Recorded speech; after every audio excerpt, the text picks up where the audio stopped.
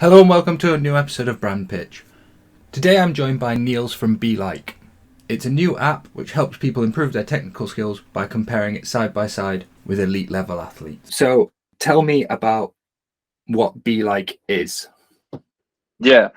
So Be is a new platform that we started developing as of last year. Although the story is a little bit longer and the run up to actually starting to develop is a little bit longer, but we started developing Be as a platform as of um, the early 2022, and it's our vision and our ambition to allow everybody to learn from the best. So that's the idea that we took, that we left off on, and we are developing an app, a social learning platform where people that are enthusiastic and interested in sports and want to learn more about sports can go on to and learn from inspiring athletes. And we tend to deliver that on a multi-sport base, but given the background that we have, and including myself, we started off with hockey. So we have a good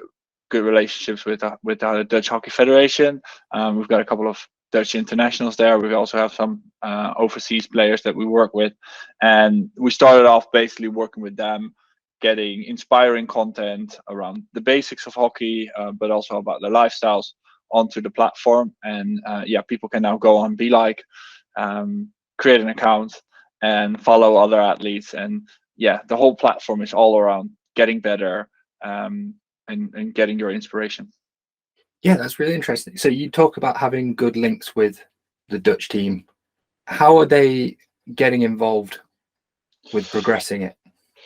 Yeah, so their their involvement is a little bit on and off, in all fairness. So from day one, they were very interested in the project because they liked what we were doing, saying like, all right, we see that there's a need for inspiration for getting better. And I guess similar to what's happening in the UK, unfortunately, good trainers, good hockey material is not accessible for everyone. If you are born with less talent at an early age, then you might end up not in the first team or the second team and that usually has less trainers. Or maybe you're born in a certain part of the country or part of the world where unfortunately you don't have the financial resources to participate in hockey or in sports.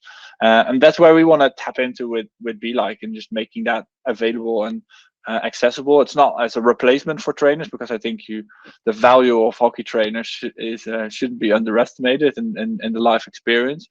But we want to support and add to that learning opportunity through the B-Like.App, through our platform. And that is particularly what the federation really liked about B-Like, making hockey accessible to a wider audience, but also helping the federation create heroes out of the boys and girls that are now playing in the first teams, in the national teams. We're coming off the back of an era where we have big household names in the teams, and we're currently going through a phase where we are dealing with a much younger squad. And having this platform and having our support just to build bigger profiles in the sport is ultimately benefiting them as a federation and hockey as a sport as well. Yeah, that's really good. So are they giving you a lot of access to get in and work with the players? So going in and filming strength and conditioning routines, working with them on the pitch, and stuff like that. I wish we got that. I have to say, like with anything new in life, like people are a little bit scared at start, and we're also really small at the moment. So at the moment, it's just like whatever they already produce, they give that to us, and we put that on the platform as well on behalf of the KNB, on the Dutch Federation. So at the moment, there's very little bespoke content coming from the federation that you can't find elsewhere. The only thing that is purely bespoke is that we've identified a set of 50 basic skills within hockey, and we're creating explainers and tutorials and drills for that, and that will be pretty much exclusive in the app. All right. So you've established this group of basic skills. Yeah. Is that going to be working with the national team to coach and deliver and kind of get more eyes onto the app through that method, or is it going to be other trainers that are going to be doing that? So we're working here. So with the skills and the basics, that is partly done by some of the elite players, but also the majority is being done by coaches that are working for the federation. Um, what is really cool is that within the app, so you can just go and you can find whatever sport you like. You can find content around skill set. So it's just literally becoming a better athlete. Tool set, like what kind of equipment do you need, or what do you need to eat, or how do you prepare for a match. And then we also have content around mindset. But what's really cool is that, especially around the skill set content, we have trainers and elite players demonstrate certain skills and what is in the app, and it's currently in development, and there's still a long way to go, but the basics are already working.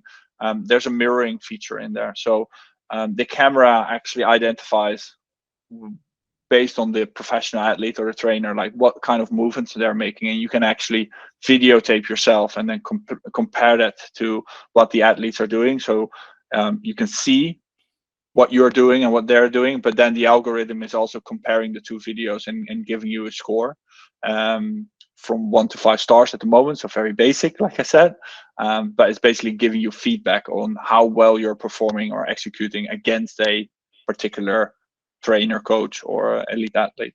Oh, so there's an AI element to the Yeah, evaluation as well. yeah, yeah, yeah, exactly. So so what pretty much all cameras in mobile smartphones can do nowadays is, they can identify a sort of stick figure within a body, and we're basically comparing that stick figure to the one that you're uploading yourself, and giving a score out of that. What is interesting is that over the course of the next couple of months, we are planning to release additional or newer versions of this mirroring technology, so that it gives you feedback based on pace, on posture, on execution, that kind of stuff. So we're building that all in. Plus, yeah, everybody nowadays wants to be a content creator, so we're also giving much more tools, for you as a content creator in analyzing the game, in reviewing the game, in providing feedback, and that kind of stuff. That all sounds really interesting. So when you get these people coming in and creating content, what's the incentive around that? Is it just getting your name out there? Is there going to be long-term plans for like monetization strategies or something along those lines? Yeah, brilliant. No, that's a good question, and one that we got asked a lot, especially when dealing with professional athletes. We're all after building a brand and monetizing that. Maybe just to take it one step back, I think looking at the current landscape and how social media is being used, I think everybody feels that we're not taking the most out of it, that we're not maximizing the potential that social media has. I think especially on a personal level, I think we all feel a bit saturated and a little bit drained at times when you spend loads of time on social media. I'm aware that for some businesses this has been really crucial and really important. But it's actually, if you build up a community on, for example, Instagram, it's pretty hard, like, to properly monetize that. So what you see, and a lot of athletes are doing that as well, is just they're trying to do whatever they can to get their follower count up as high as they can. But that doesn't necessarily mean engagement. But they're basically doing anything that is uh, feeding into the algorithm and conforming the algorithm, just to boost their follower base, because that's pretty much the only metric that they're being judged on when they're doing brand partnerships. And then when they are doing brand partnerships, it's very acquisition, conversion driven. So it doesn't often, it doesn't necessarily feel that natural.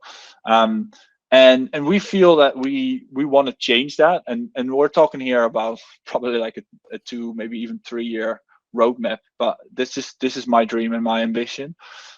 With B-Like, because we're so much focusing on allowing people to get better, we don't have an algorithm that is pushing a dopamine trigger to keep people in the app. Actually, what we want is that people open the app and then close the app after a short amount of time again, um, to because we want them to play sports and go out and practice and practice what they're seeing. So we don't want to keep them in the app very long, unlike Instagram. So we want to create a business model that is all built around inspiration. So what we hope to create in the future is that athletes who come onto our platform use our platform obviously to share their story, to inspire others. Um, and based on how well they inspire others and engage with others, they they basically get rewarded for it. So they get and it's how we want to do it is similar to how Spotify currently rewards music artists, which is a combination of the tracks that they publish and how much they are being played. And we basically want to do something similar there. So the more content you put on the B-Like app and the more engagement you get with that, the bigger the share you get out of our marketing pool. So that way we hope to yeah, encourage people just to talk about inspiration again, rather than doing funny TikTok dances to conform to an algorithm.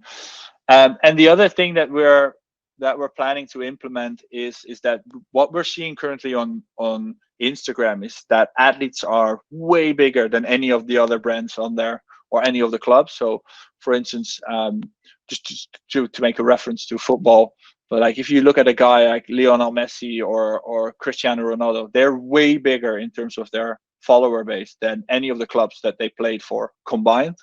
And we expect that that's going to happen on B-Like as well. So what we want to do is we want to create a program. It's called endorsement marketing, where athletes can allow brands to use their follower base to surface branded campaigns. So it's not an open ad place, but it's purely on branded campaigns, branded storytelling, and where they can say like I'll allow certain brands to use my following base, and they make a money of that. They get a CPM price for that, and that is hopefully a better situation than what they're in right now on Instagram. Like right now, if I want, I can target all the followers from Lionel Messi and push my product, and Lionel doesn't make anything of that. So we, through that mechanism, like the Spotify model and the endorsement marketing, we hope to create two very strong pillars where athletes can actually make money from building a business around inspiration. And we hope that way that we pull the focus again on talking about your sport. We believe that athletes want to play sports. They want to do, they want to be busy with their sports 24/7, and they understand that they need to make money and that the whole sponsorship and branding and everything comes with that. But I think how it's done now on Instagram and TikTok and other social platform, I think there's room for growth there, and if we can get them to the inspiration side and talking about their sports again, and if that's becoming lucrative for them, I think that's interesting for them. Yeah, that sounds really good. So it almost sounds like you're going to be kind of targeting sales towards brands coming in rather than the way that it's currently kind of fed through social media. So are you going to offer through the app, for lack of better terms, like a Spotify premium where you can opt out of marketing for a small monthly fee?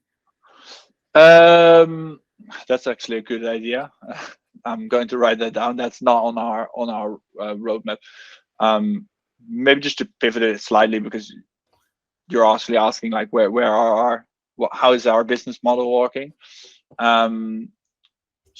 What we are saying is like we want to create engagement and going viral around inspiration, and we want to provide that for free. Like I said in the beginning, like unfortunately, if you're born in the wrong place in the world, or maybe that's a bad phrase, and I don't want to put it like that, but if you're less affluent or you have less talent at an early age, then you're less exposed to good trainers and good inspiration, and we want to make that available to everyone. So it doesn't make sense to put a paywall on that, because then we're not delivering against our first promise, which is everybody has the right to learn from the best.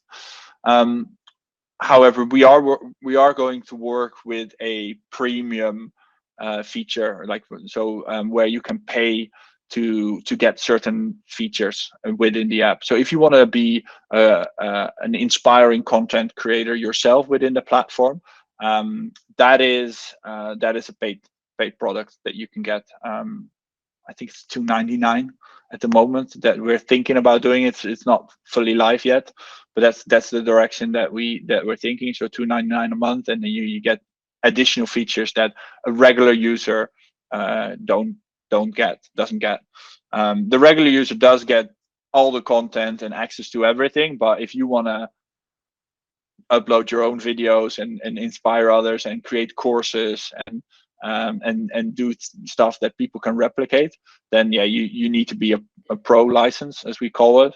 But I really like your idea about maybe just hiding those ads.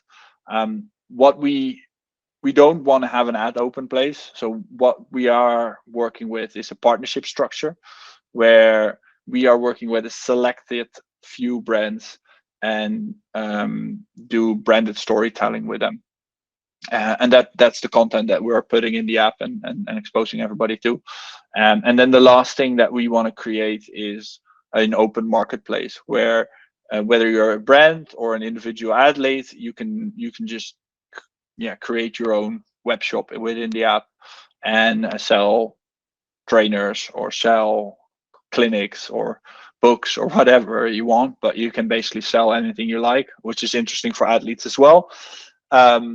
And then we will just take a platform fee based on the infrastructure that we have to build for that. So those are the three ways that we're thinking about making money out of this. So premium users through content creation features, a partnership model where we work with a selected few brands, and then a marketplace. But the marketplace is going to be far in the future.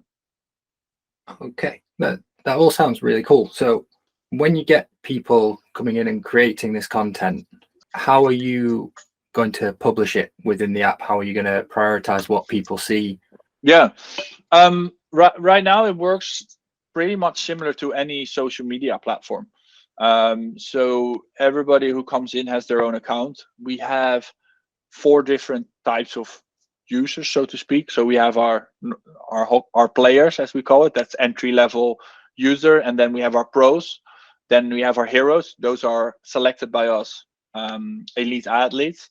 And then we have clubs, and that could be either a hockey club or the federation or a brand. Those are all clubs. So that's 4 categories that we have, but all 4 of them in the basics work the same.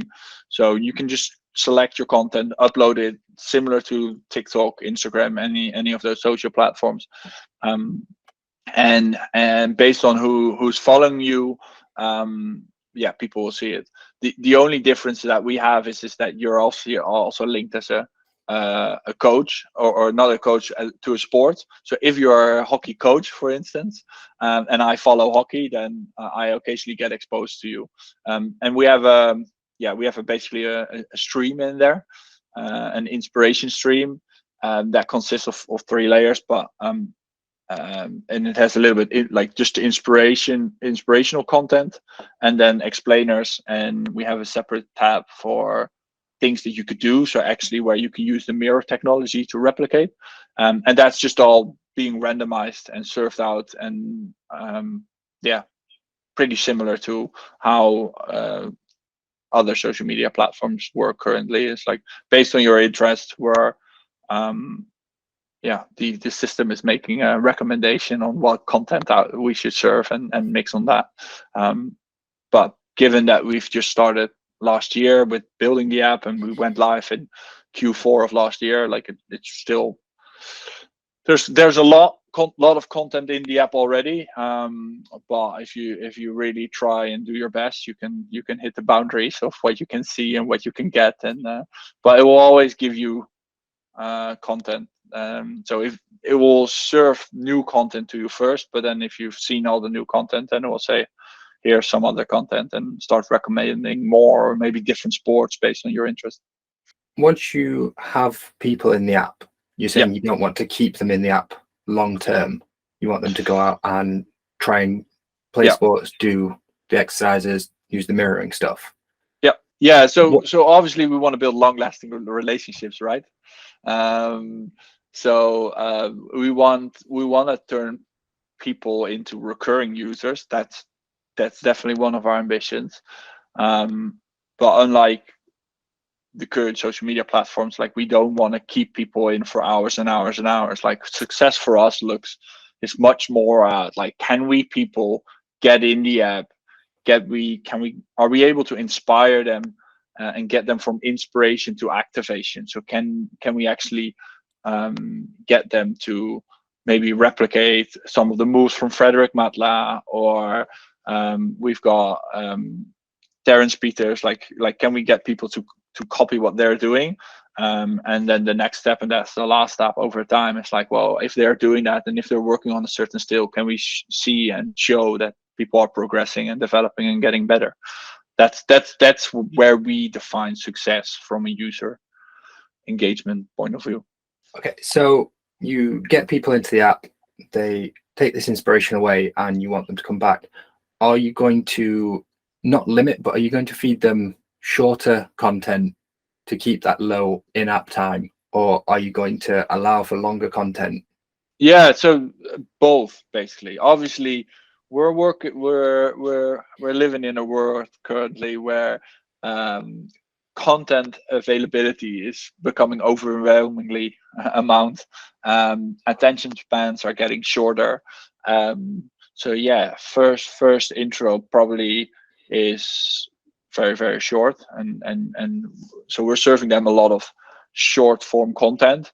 However, we have the ambition that we are going to build a one-stop shop for anything sports. So if you want to watch documentaries or anything, or listen to podcasts about sport, like, it is our dream to ultimately have links to those environments in our app as well. Whether we get all the content on our platform, that's to be decided. But we also don't mind, like, if there's a really, really good documentary about hockey on Amazon Prime, for instance, like, we'd love to just redirect people to that page, and just create a space within our app, and just saying, like, this is a cool documentary, you should see it. Like, we don't own the rights, but you can see it on Amazon, and just go out there and see it. So yeah, basically those kind of links that we want to pull in there as well. And we have our own studio, so we create content ourselves, and we do a lot of short form, but we're also doing longer form content, short documentaries, and that kind of stuff. We're working with a couple of athletes towards Paris 2024 and their road and qualification and everything. So yeah, we have longer form content there as well that you can see. So yeah, it's a real mix. But the focus point is just the shorter clip, like you doing a drag flick and me then just really looking and rewatching it a few times, and then in slow motion, and then, all right, let's give it myself a try, and I'll try it a few times. So that means the app is closed, and then after a while, I feel like I get a grasp of it, and then video myself, and then I'm back in the app and just comparing my video to their video and get the score and everything, and then I'm back in the app, and then over time I start to learn more and do other things, or maybe come back to the drag flick and just test it again and see how I've progressed over the last weeks. Okay, so you touched on something there that's really interesting. We've obviously mentioned there's the kind of AI comparison stuff. Yep. But that going back and looking at how you have progressed with a skill, for example, the drag flick. So you look back maybe 3-4 weeks and you see, oh, when I first did it, I was getting a 2-star rating on the mirroring stuff. I've come back now, I'm getting 3.5 stars. Is there going to be that kind of coaching mentality built into some of the stuff? Yeah, definitely. Yeah, no, and I think that's what. So we want to inspire people, challenge them to to become active, and then educate them to become better. Like that's the 3-step approach that we have for our users. And not everybody will use the like the mirroring feature within the app. We expect, especially in hockey, that a younger audience will use it.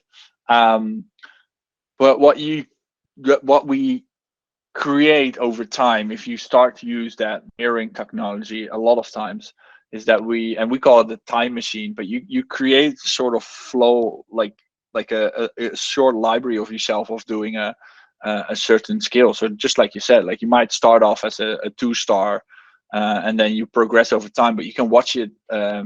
You can watch yourself as well. So it becomes like, and it's all captured within your player passport. But I think it would be really cool just like, I would have loved it if I could rewatch some of my hockey clips at age 10 and compare them to when I was 22 playing Spain, and then all the way up to the end I've played till the age of 27, 28, and 34 now, so I consider myself too old to play hockey. So not anymore, but I guess that would like, I would have loved that if that would be available, or if that was available at the time, and where I could rewatch some of those clips and progressing from a young player all the way up to a senior level, and get better. So will there be an option for there to be coaches live in the B-Like.App? So again, for example, I know Callum Giles is on there as one of your heroes. He runs the Stickwise camps. Would there be an option for people to go in and request his kind of coaching time? So here is me doing a skill, I'm progressing, can you give me some pointers? Yeah, we're doing that. We're going to do that something slightly different. Whether it's going to be, so it's on the roadmap, but I don't know exactly when that is coming. It's obviously also depending on development time and development funding that we have. But we are working on a feature which is kind of similar to where you can be the pundit of a clip. It's actually pretty cool, but you're basically looking at someone performing a certain skill, or you're looking at some match action, and you as a user can then review that situation, where you can freeze the footage. You can do lines or arrows or highlight certain areas, and then you can, through a voiceover, you can feedback on it and give your 2 cents of advice on it. That's something that we're building in. So we're working with a couple of sprints, and we've just released like the basics of the app, and make sure that it's really, really robust. The next version of the app is going to be all around, like, build around coaches, and it's purely focusing on improving the machine learning mirroring technology, but also allowing coaches just to create closed off environments within the app where they can share certain content that they don't want to share with everybody in the world, or where they can interact with their pupils, like the people that they coach. And then the next phase, the next version of the app, that's all around being dependent and allowing the ability for you just to freeze certain clips and highlight areas and really just comment and feedback on it. So that's on the roadmap for the next 6 to 9 months. Oh, excellent. So, I mean, obviously that's, as you say, down the road from where we are now. Yeah. But it all sounds like it's progressing in a really interesting direction. Yeah, as an Android it user, is. When's it coming to Android? So we are progressing the app on Apple right now. That's been, I don't know if you know, but that's purely been because Android app or Apple apps are easier to develop than Androids, because Androids come in more shapes and sizes than Apple's. The plan is to have those versions, so the features that I've been talking about to you, in the next 6 to 9 months. And in parallel, we want to have an Android version before the summer as well. And that then runs in parallel with what the Apple version has. So there will be a slight delay, because that way you can develop for one platform, filter out the small bugs and issues, and then you can get the other one. If that runs like 2 weeks later, you can get it perfect. So the Android we want to have it as quickly as possible because a lot of people have been asking for it. Western Europe and particularly the Netherlands is a very Apple dominated market, hence we're comfortable with where we are right now. But we're also talking to people who have great connections in other countries like Spain or India, where and for that you need Android. So it's very much on our wish list, and we're working hard to deliver against that. And on that, do you need to have the app on your phone to access the content, or can you get it through your website or through a mobile browser? No, you do need to have the app on the phone, and we don't have an web browser version at this stage. I don't think if we would ever will. That's actually a decision that the technology side of B-Like is making. I'm not involved with that. So you do need to have the app. What we do occasionally is, especially when we are involved with the content creation and the production of it, we create short clips and promotional materials that we either release on the B-Like.App, or sometimes we give it to popular hockey Instagram accounts like Hockey Film Pure, that kind of stuff. Going forward, where do you want B-Like to be in 12 months' time? I think in 12 months' time, what would be really good progress for us is obviously deliver an Android app and deliver it against our roadmap of what we want to do technologically. From a sportive perspective, we hope to have a strong presence in field hockey in the Netherlands. So currently working with some major hoofdklasse clubs, with federation, obviously, and just get loads of as many hockey players on the app from the Dutch market. I think in 12 months' time, it would be really cool if we also dip our toes more in some other hockey markets. England is definitely high on our list. I've played a year in Teddington, so and I've got some connections at London Wayfair, so I know a few people in the UK. Obviously, we're working with Callum, well, maybe yourself. So we have a couple of people there. So definitely just touching in a couple of other countries there, and just see like what we can, like how we embraced hockey in the Netherlands. Could we do that on a similar scale for other markets?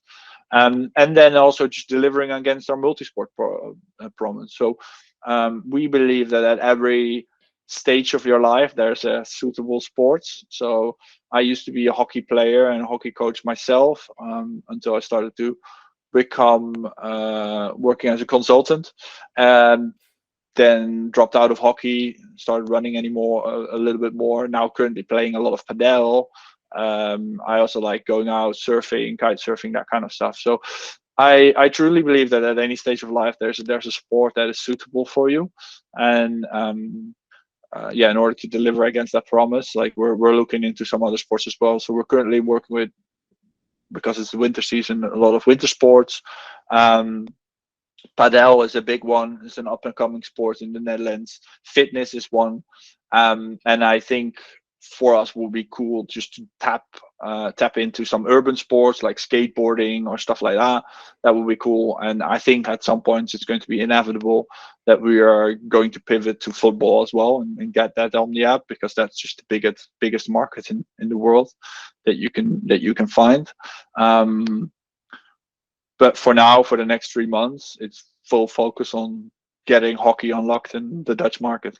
Yeah, that all sounds really cool. Yeah, it's exciting. It's a little bit daunting sometimes. Like it's not a light challenge. Like it's not. We've got big ambitions. We want to build a global platform where everybody can learn. It's big ambitions, and obviously a young business, so you're always managing all the complications that come with being a young business and being a startup. That's challenging. Also, what I found personally really fun. And we hope to make a lot of people happy, and just make sports more accessible. And then in a few years' time, if there's ever a news article out there that's saying that people are playing more sports again, then I know we've played our part, and we're happy. But yeah, right now people are actually doing less and less sports. So if we can help turn that around, and B-Like plays a minor part in that, then we're happy. That all sounds great. So to finish up, what one athlete would you really love to get involved with B-Like? That's a question that I actually didn't expect, and I should have prepared it a little bit better. Let me think. Yeah, well, there's obviously different different levels to it. But I think someone like one name that springs to mind, and it's not a hockey player actually, but one name that speaks to my mind is like Naomi Osaka, the tennis player. I would find that really really cool. She's young, she's talented.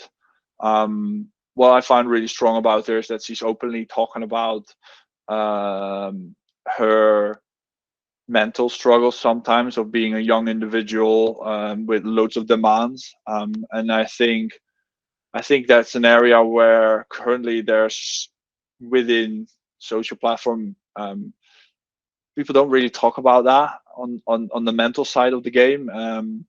But it's having such an impact on individuals.